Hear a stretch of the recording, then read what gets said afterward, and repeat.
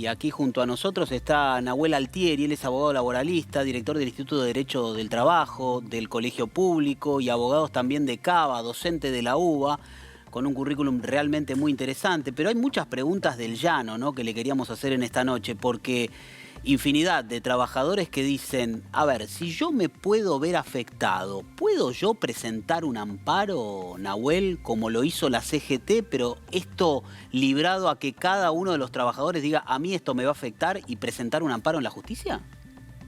Evidentemente sí, toda persona que se vea afectada puede presentar un amparo, es un derecho constitucional. De paso aprovecho para saludar al colega, nos conocemos del Colegio Público, y en mi caso en particular digo que las opiniones que voy a vertir en este momento son de carácter personal y no representan la opinión del Colegio Público.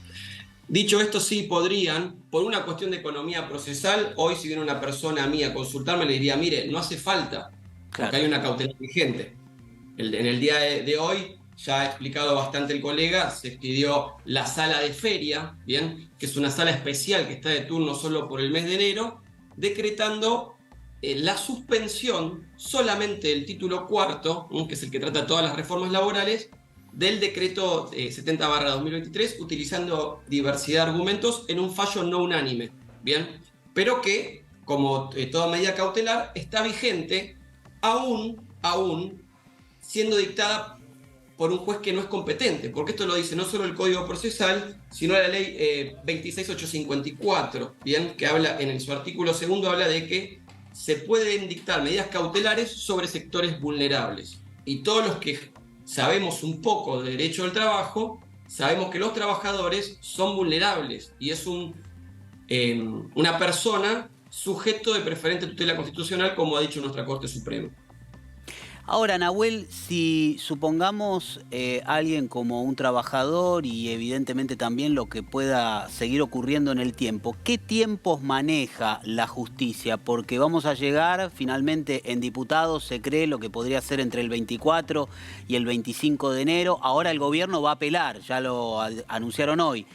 ¿Qué tiempos en realidad son perentorios para manejar? ¿Podríamos tener una decisión también en los próximos días de esa apelación? Hay varias cuestiones en juego. Una es la cuestión de la competencia, que por ley la define la Cámara Contencioso Administrativa Federal. Y después otra cuestión es la apelación misma que va a interponer, como mencionó el colega, la Procuración, ¿bien? Y eso va a ir a la Corte. Ahora, la Corte ya dijo la semana pasada, señores, nosotros lo vamos a ver en febrero, y le da un tiempo a la política para que resuelva esta situación, ¿bien? Nosotros tenemos que entender acá que la Corte es un organismo jurídico, pero que de contenido político, ¿bien? Los tribunales de inferior instancia, como los juzgados y las cámaras, también, pero en menor medida. En realidad lo que vimos hoy es un fallo más técnico, ¿bien?, donde una jueza vota diciendo que esto se debería definir en la Justicia Contencioso Administrativa Federal, siguiendo el dictamen del fiscal, que no es obligatorio, así que no es vinculante, y otros dos magistrados, la doctora Andrea García Bior y el doctor Sudera, consideran que no estaban dados los presupuestos de circunstancia excepcional, ni se probó que el Congreso no pueda funcionar, porque de hecho va a sesionar. Entonces, esas y otras cuestiones, que son más largas, ¿no?, porque el fallo tiene bastantes páginas, los llevaron a decretar la suspensión cautelar del decreto. ¿Y por qué decimos cautelar? Porque esto no es definitivo, ¿bien?, y puede cambiar. Sí. Los tiempos no sabemos si en la Argentina sucede todo muy vertiginosamente, entonces no sabemos lo que estemos hablando hoy, tal vez queda viejo en 48 horas o en 2 semanas, ¿bien? Acá las miradas creo que tienen que estar puestas en el Congreso, no por nada, y si hablamos de detalles técnicos, el doctor que es constitucionalista lo puede refrendar, en la ley ómnibus mandaron a ratificar el decreto. Entonces están diciendo que saco un decreto de necesidad y urgencia porque el Congreso no se puede juntar, y después pido que el Congreso que lo ratifique. Entonces ahí hay una contradicción. Tenemos que entender que el Poder Ejecutivo realizó un movimiento político fuerte, una apuesta política fuerte, gozando del capital político que tiene porque están recién electos. Fíjense que parece que han pasado 6 meses y en una semana se va a cumplir un mes de gobierno, con las fiestas en el medio. Entonces hay muchas cuestiones que van a suceder en estos tiempos y por las cuales seguramente seremos consultados. Bien, va a estar la apelación desde la Cámara a ver si es competente o no, la otra parte puede apelarlo también. En definitiva, va a terminar en la Corte. ¿bien? Y después tenemos la discusión que la dijo el colega, ¿dónde es aplicable? Muchos juristas con los que he consultado hoy consideran que es aplicable en todo el país, consideran que los fallos de la Cámara tienen efectos federales, que la Cámara de hecho es federal, otros jueces del interior del país o de la provincia de Buenos Aires consideran que no, con lo cual también es una cuestión a zanjar si es aplicable o no. Por supuesto, los que tenemos una posición que es más, vamos a llamarla, proactora dentro del derecho del trabajo, creemos que es aplicable en todo el país. Pero es sometido a debate, el derecho no es una ciencia exacta, hay muchos grises. Sí. Cristian, ¿sabés a qué me hace acordar mucho todo esto? ¿Te acordás en la época pasado, post-2001, la cantidad de amparos que metían los zorristas? Porque muchos tenían retenidos la plata en el corralito y la querían sacar, y algunos decían, no, yo tenía dólares, quiero que me devuelvan dólares, y cada uno de nosotros como particulares damnificados teníamos que ir. Después había abogados que juntaban varios damnificados, digamos. Y un poco los tiempos tenían que ver con la decisión, hasta que finalmente en algún momento esto llegó a la Corte. Pero, digamos, ¿ante qué escenario estamos? Porque esto que vemos ahora como una pequeña gran pieza de ese rompecabezas va a llegar en definitiva para todo el DNU. Sí, después de este episodio del año 2001, la Corte Suprema de Justicia de la Nación dictó dos pronunciamientos muy importantes, que son justamente para estos temas. Sí. El pronunciamiento Alavi y Padec, en donde dio respuesta a todos estos planteos que hace un grupo, una o un grupo de personas en representación de un colectivo, cuando hay un interés homogéneo, y parecería ser que esta presentación de la Confederación General de Trabajo tiene esa característica. Lo que yo no logro desentrañar de la medida cautelar dictada hoy a la mañana es si tiene aplicación en términos colectivos, como señalamos. Pero quiero destacar algo que el colega Altieri señalaba muy bien, y lo he dicho cada vez que hemos tenido la oportunidad de encontrarnos. Acá lo que se ve evidentemente es un fracaso de la política en términos generales. Cuando estas situaciones llegan a la justicia es porque la política no ha podido dar respuesta sobrada a los temas. Y frente a una falta de respuesta por parte de la política, sea porque el Congreso de la Nación aún no se reunió para tratar, estando habilitado para hacerlo, el decreto de necesidad de urgencia, ni siquiera está todavía perfeccionada la comisión bicameral permanente, falta la composición, el elenco de diputados que la integren. Cuando la política no puede dar respuesta a este tema, necesariamente interviene el Poder Judicial, porque aquellas personas que se sienten afectadas por eventualmente la lesión a un derecho, van a la justicia para obtener pronunciamiento judicial. Pero es la política la que tiene que resolver ese tema. Si llegamos a la instancia que los jueces tengan que intervenir y dar respuesta, es porque tenemos un problema político que no está siendo resuelto. ¿Cuál es la sensación, Nahuel, del ciudadano, ¿no? Si tuviéramos que llevarlo al llano y pensar que cada uno de nosotros, hay gente que por ahí no lo piensa, ¿no? Que su mundo en cuestión de las leyes laborales cambió en estos 2 o 3 días. Pero ¿cuál es la sensación de la gente? Tal vez no se da cuenta de que hay algún tipo de avasallamiento en sus derechos, en muchas de las leyes que han cambiado o que han pasado a quedar en el olvido, ¿no? A ver, está muy bien la pregunta, porque sucede mucho, hay incertidumbre. Yo recuerdo un caso que tuve hace poco de una persona que tenía un tema que estaba conciliando un despido y dijo, no, se viene mi ley, necesito conciliar ya porque nos va a sacar derechos. Y como dijo el doctor, sobre las relaciones pasadas no debería tener incidencia, ¿bien?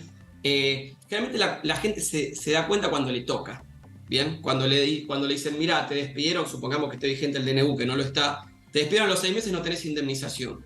Antes sí tenías, ¿bien? O sea, invocando periodo de prueba, por supuesto, ¿no? No un despido sin causa. Las sensaciones de incertidumbre, pero no solo para el trabajador, para el empleador también. Entonces, si uno tiene que asesorar a una pyme, una micropyme, y si uno es un abogado, una persona que pasó por la Facultad de Derecho y habla como abogado y no como político, le tiene que decir, mirá, lo más probable es que esta forma de legislar caiga, ¿bien? Tenemos el artículo 1 de la Constitución, forma republicana de gobierno, tenemos 3 poderes. El 29, el Congreso no puede conceder al Poder Ejecutivo Nacional la suma del Poder Público, ¿bien? Y el 99, inciso tercero, que dice exactamente cuáles son las circunstancias excepcionales por las cuales pueden dictar un DNU, que no se dan. Entonces, si no se da eso, y yo soy un asesor de un empleador, le tengo que decir, cuidado, pues usted contrata bajo estas circunstancias, probablemente después haya una catarata de fallos que le digan que estaba mal. Entonces, si tanto se habla de la seguridad jurídica, como dijo el doctor Cao, estas respuestas tiene que dar la política bien. Se tienen que sentar las partes en conflicto, en este caso, o las partes interesadas, y debatir y ponerse de acuerdo. ¿Quieren hacer reformas al régimen de contrato de trabajo? Hagámoslas porque hay cuestiones que modernizar. Siempre teniendo en mira que el trabajador es sujeto de preferente tutela. No hay que desprotegerlo. Hay un montón de relaciones laborales nuevas que no estaban contempladas en el año 1974 cuando Norberto Centeno sacó la ley de contrato de trabajo, que es una genialidad en sus bases. Pero hay cuestiones nuevas que hay que contemplar. Ahora, bueno, siéntense y escuchen a las partes, tanto a la CGT, tanto al sector de abogados que ejercemos la profesión, representados a través del Colegio de Abogados y Asociaciones, como a los sectores empleadores. ¿Bien? Para eso existen los convenios colectivos, pero no se pueden sacar normas ómnibus que meten desde que el juez tiene que usar toga al cambio de las condiciones pesqueras y eliminar las multas por el trabajo no registrado, todo en uno, en forma inconsulta. Esa no es la forma, sí. No es lo que queremos como sociedad. Nosotros tenemos que generar consensos para tener una sociedad pacificada. Cristian, para un poco redondear esta charla, hace un par de semanitas, bueno, estábamos charlando, yo escuché durante todos estos días muchos constitucionalistas, la mayoría hablaban de este DNU como inconstitucional.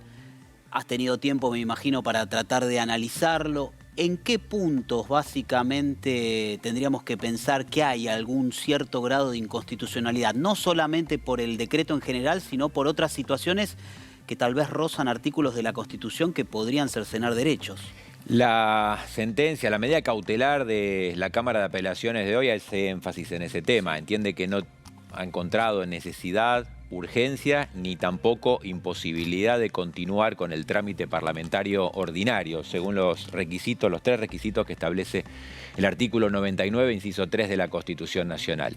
Ese es el énfasis que hace esta medida cautelar. No ha profundizado demasiado sobre la lesión efectiva o hipotética lesión efectiva de un derecho, sino en eso dio una respuesta genérica, porque justamente de eso se trata cuando de medidas cautelares se refiere. Déjame agregar un punto más de incertidumbre a lo que recién señalaba el colega.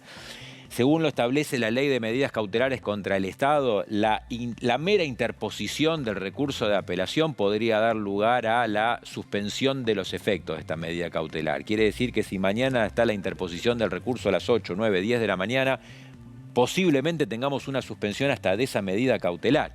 Por lo tanto, evidentemente, insisto con este tema, cuando se busca respuesta judicial en un problema político, sea en lesión de un derecho, sea en un nuevo régimen regulatorio, sea en cuestiones que, como recién señalábamos, la ley de contrato de trabajo del año 1974 necesita ser revisada, necesita ser actualizada. Tenemos, por ejemplo, una ley de teletrabajo que fue aprobada durante la pandemia, que ya nació obsoleta y que esta medida cautelar le suspende los efectos.